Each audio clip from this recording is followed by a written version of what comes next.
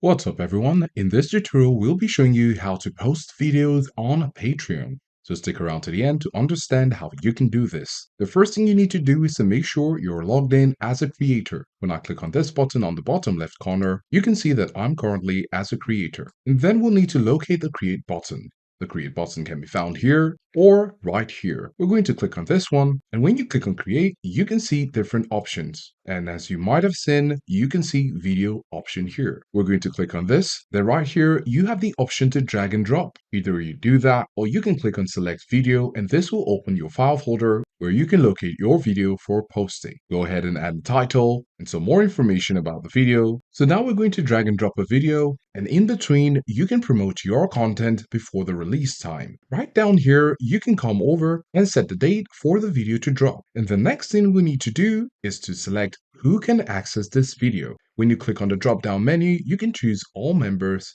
paid members only, or for purchase only.